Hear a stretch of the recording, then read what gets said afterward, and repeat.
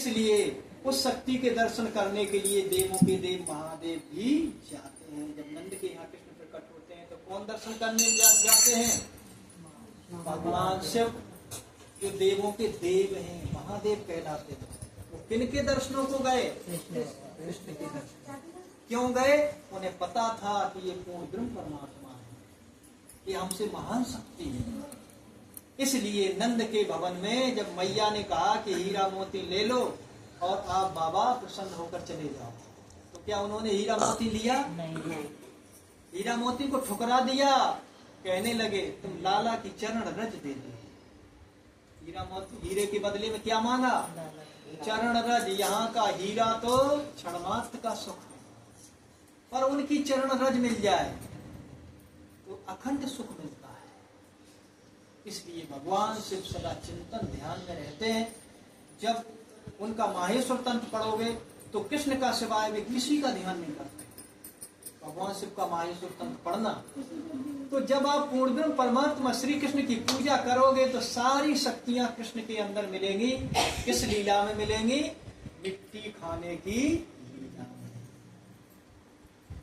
भगवान कृष्ण ने मिट्टी खाई, उस लीला को आप जानते होंगे, सुना होगा। लेकिन तत्वदर्शी जो महापुरुष होते हैं, सच्चे संत होते हैं, वे तुम्हें परमात्मा की महिमा को अलग अलग करके बताते हैं। वे किसी चीज को मिक्सचर नहीं रहने देते कि दूध पानी मिक्सचर रहे, तुमको ये भी दूध है। एक दूध में पानी नहीं डाला, उसका भी नाम दूध है, और एक दूध में पानी मिला दिया, उसका नाम भी दूध ही है। लेकिन किस दूध में पावर है? जिसमें पानी नहीं पड़ा है, उसका भी नाम दूध है, और जिसमें पानी पड़ा है उसका नाम भी दूध ही है। लेकिन पावर किसमें ज्यादा है? जिसमें पानी नहीं पड़ा।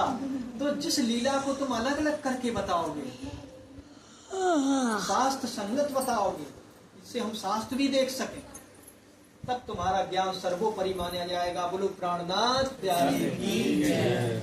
इसलिए ये मनुष्य तन बार बार नहीं मिलेगा। मनुष्य तन में ही तुम्हें सत्संग मिल सकता है।